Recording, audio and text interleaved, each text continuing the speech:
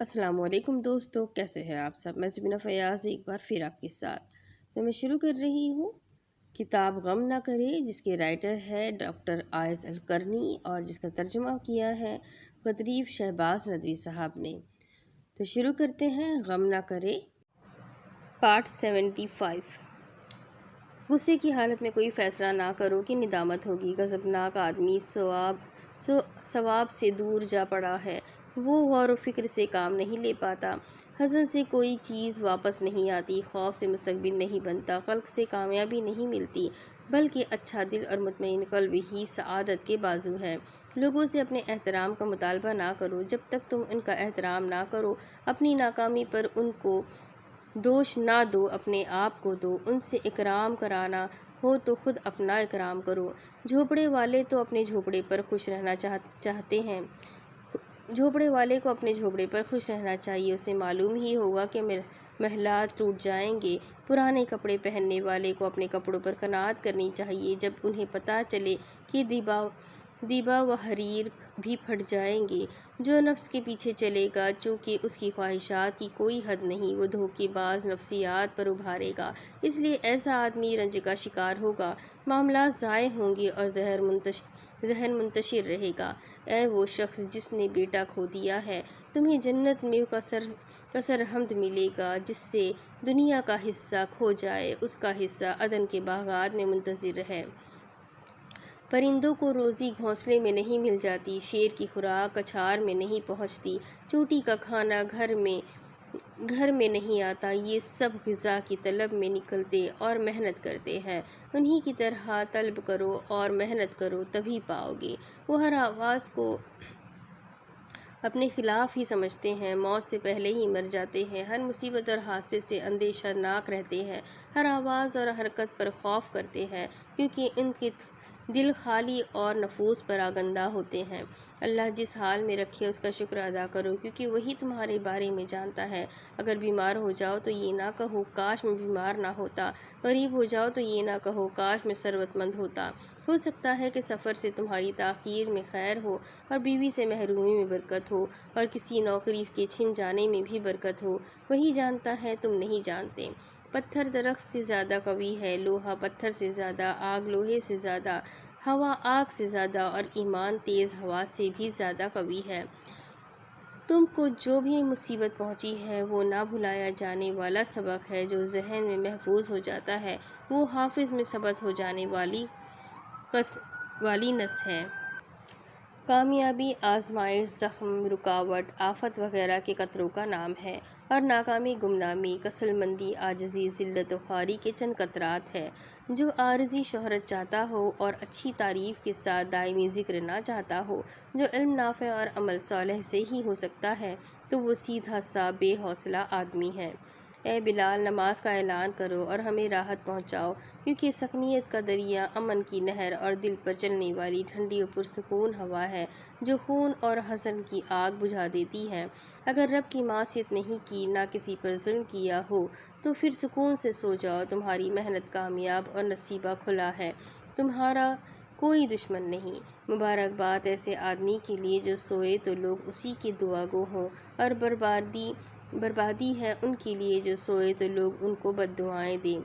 खुशखबरी उसके लिए जिससे दिल प्यार करे, और खसारे में है वो जिस पर लोग लानत भेजें। अगर दुनिया की अदालत में अदल ना मिले, तो अपना मुकदमा आखिरत की कोर्ट में दायर करो, कि वहाँ के गवाह फरिश्ते होंगे। दावा महफूज रहेगा और जस्टिस खुद अहकमुल हाकिमीन होगा। तुम मुझे याद करो, मैं तुम्हें याद करूँगा। अगर ज़िक्र का सिर्फ़ इतना ही फ़ायदा होता तब भी काफ़ी था, और अगर इसका सिर्फ़ इतना ही नफ़ा होता कि रब ताला तुम्हें याद करेगा, तब भी क्या ही नफ़ा है और कितने ही शर्फ़ की बात है। तुम्हें खुशखबरी हो कि पाकी ईमान का हिस्सा है। उससे गुनाह ख़त्म होते हैं, बुराइयां धुल जाती हैं, और तुम्हारी तत्हीर करती है, ताकि मौला ताला से पाक साफ़ होकर मिलो। तुम्हें खुशखबरी हो कि नमाज माक़बल के गुनाहों का कुफ़ारा है, मौजूदा को मिटा देती है, बाद की ज़िंदगी की इस्लाह करती है, नमाजी को क़ैद व बंद से छुड़ा देती है, नमाज आँखों की ठंडक है। जो आदमी ये चाहे कि बग़ैर तनकीद झेले بغیر تنقید جھیلے وہ سب کا احترام پا جائے تو وہ اکثر محروم و محتاج ہی رہتا ہے۔ شہرت کے پیچھے بھاگنے والا سعادت کا دشمن ہے۔ خوشی کے فن میں صرف اسباق و نظریات کافی نہیں بلکہ ان کے مطابق حرکت و عمل اور تصرف بھی ضروری ہے، جیسے روز 1 گھنٹہ پیدل چلنا، سفر کرنا، پارک جانا وغیرہ۔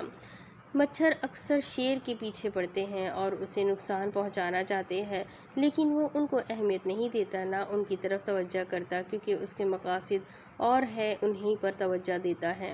ناوس ماننے والے سے بچو، کیونکہ تم اسے گلاب کا پھول پیش کرو گے، وہ اس میں کانٹا دیکھے گا۔ تم اسے پانی دو گے، وہ اس میں سے تنکا نکالے گا۔ تم اس سے سورج کی تعریف کرو گے، وہ دھوپ کی تیزی کی شکایت کرے گا۔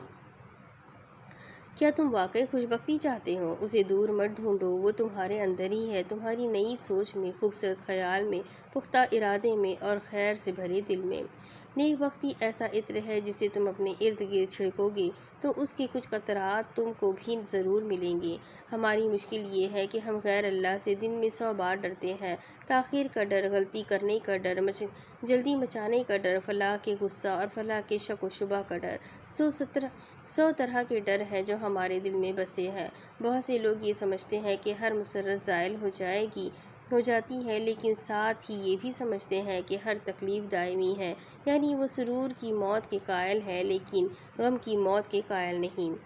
ہم میں سے بعض اندھی مچھلی کی طرح ہے جو چھوٹے سے برتن میں ہوتی ہے لیکن سمجھتی ہے کہ سمندر کے اندر ہے۔ چنانچہ ہم پیدا ہوئے ایمان کی دنیا میں، لیکن اپنے آپ کو معاوف، اندیشہ، عداوت اور حزن کے پہاڑوں کی کھائی میں گرا دیا۔ زندگی کی حقیقی خوشی قیمتی ہے لیکن وہ مستحق کو ہی ملتی ہے، لہٰذا جو ہنستی کھیلتی زندگی میں روتے ہیں اس کی مسکراہٹوں کے بیچ دانت پیستے ہیں، اور وہ خوشی کے مستحق کہاں۔ ایک شکاری نے فاختہ کو پنجرے میں قید کر دیا تو وہ گانے لگی۔ شکاری بولا، کیا یہ تیرے گانے کا وقت ہے کہ رونے کا؟ بولی، ہر ساعت آزادی کی منتظر ہوں، اس لیے گا رہی ہوں۔ ایک حکیم سے کہا گیا، تم سلطان کے پاس کیوں نہیں جاتے؟ وہ تمہیں سونے کی تھیلیاں دے گا۔ کہا، مجھے ڈر ہے کہ جب ناراض ہوگا تو میرا سر کاٹ دے گا اور انہی تھیلیوں میں کسی میں رکھ کر میری بیوی کو ہدیہ دے گا۔ کتے کا بھونکنا تو سنتے ہو، کبوتر کا نغمہ کیوں نہیں سنتے؟ رات کا کالا پن دیکھتے ہو، چاند ستاروں کے حسن پر نظر نہیں جاتی؟ شہد کی مکھی کے کانٹے کی شکایت کرتے ہو، شہد کی مٹھاس بھول جاتے ہو؟ تمہارے باپ آدم نے گناہ سے توبہ کی تو اللہ نے انہیں منتخب کیا، ہدایت دی، ان کی صلب سے انبیاء، شہداء، علماء اور اولیاء نکالے، چنانچہ گناہ سے پہلے کے مقابلے میں بعد میں زیادہ اعلیٰ ہو گئے۔ نوح نے فریاد کی، طوفان لاوے کی طرح پھوٹ رہا تھا، انہوں نے یا رحمان یا منان کی ندا دی، لمحہ بھر میں اللہ کی مدد و نصرت آئی، وہ کامیاب ہو گئے، جو کفر کرنے والے تھے وہ دھوکہ اور خسارہ میں پڑے رہے۔ حضرت یونس سمندر کے اندر 3 اندھیروں میں تھے، انہوں نے فوری طور پر رحم کی اپیل بھیجی، جس میں کوتاہی کا اعتراف و اعتذار تھا۔ چونکہ ان کا تار درست تھا اس لیے مدد بھی بجلی کی طرح آ گئی۔ حضرت داؤد نے اپنی خطاؤں کو آنسوؤں سے دھویا، ان کی توبہ کا کپڑا سفید ہو گیا، وہ کپڑا محراب عبادت میں بنا گیا، بننے والا امین تھا اور سحر خیزی کے آنسوؤں سے دھویا گیا تھا۔ جب معاملہ سخت ہو جائے، تکلیف بڑھ جائے، مایوسی ہو جائے تو کشادگی کا انتظار کرو۔ اگر یہ چاہتے ہو کہ اللہ تمہاری تکلیف دور کر دے تو ہر مخلوق سے چھوٹی یا بڑی امید کاٹ لو، صرف اللہ سے امید رکھو اور اسی سے فریاد کرو۔ تمہارا نفس اس سیال کی طرح ہے جو برتنوں کو اپنے رنگ میں رنگ دیتا ہے۔ نفس راضی و مطمئن ہے تو سعادت، خیر اور جمال دیکھو گے، اگر تنگ دل اور نہوس پسند ہے تو سخاوت، شر اور برائی کا سامنا ہوگا۔ جب معبود کی اطاعت کرو، موجود پر راضی رہو، مفقود پر صبر کر لو تو مقصود کو پالو گے اور ہر مطلوب پورا ہو جائے گا۔ جس شخص کے سینے میں ایمان و ذکر کا باغ لگا ہے، علم و تجربات کی کیاری ہے، تو وہ دنیا کے مفاد پر افسوس نہ کرے گا۔ جو اس وقت تک خوش نہ ہو جب تک گمشدہ واپس نہ آئے، گھر نہ بنے، مناسب نوکری نہ مل جائے، تو وہ سراب کے پیچھے دوڑ رہا ہے، وہ بیداری میں خواب دیکھتا ہے۔ سعادت یہ ہے کہ زود ہنسی نہ ہو، توقعات نہ باندھی جائے، خوف کی چیزیں اٹھا کر پھینک دی جائے۔ مسکراہٹ کیا ہے؟ سحر افسو تراز، موت و اخوت کا اعلان، محبت و سلامتی کا پیام، مقبول صدقہ، جس سے لگے کہ صدقہ کرنے والا راضی، مطمئن اور ثابت قدم ہے۔ اس طرح وہ بد نظمی اور تشویش سے بچنے کے لیے ضروری ہے کہ انسان اپنے کاموں کا ایک چارٹ بنائے، ترتیب و توازن اور واقفیت کے ساتھ جدول اعمال بنائے۔ جب کوئی مصیبت و آفت پڑے تو وقت گزرے کے ساتھ اس میں کمی ہوتی جائے گی، کیونکہ جیسے انسان کی عمر ہوتی ہے ایسے ہی شدت کی بھی۔ مناسب ہے کہ آپ کے مطالب دنیاوی کی بھی ایک حد ہو، مثلاً نوکری، رہنے کے لیے گھر، سواری کے لیے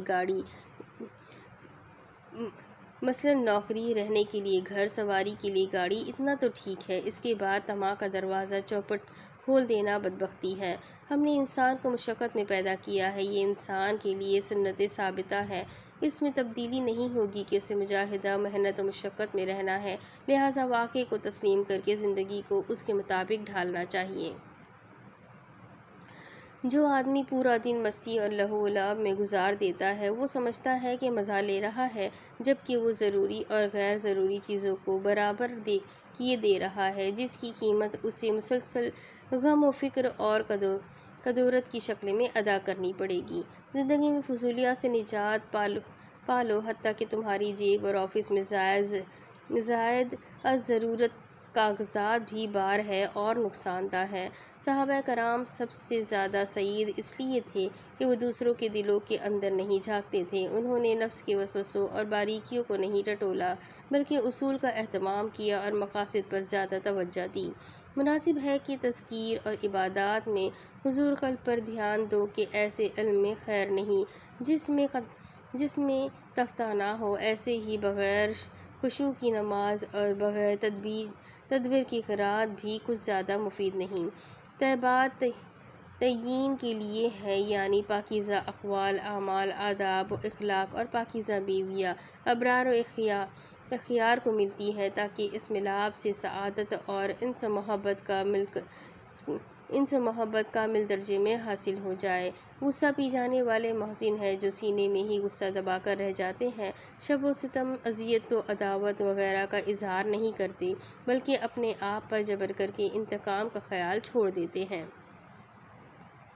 اب اس کے آگے کی سٹوری میں آپ کو اگلے قسط میں پڑھ کر سناتی ہوں۔ اس کتاب میں آگے کیا لکھا ہے، اس کتاب میں اور کیا ہدایتیں باقی ہیں، یہ سب کچھ جاننے کے لیے میرے ساتھ بنے رہیں۔ اگلی ویڈیو میں پھر ملتے ہیں، تب تک کے لیے اپنا خوب سارا خیال رکھیں، مجھے بھی دعا میں یاد رکھیں۔ اللہ حافظ۔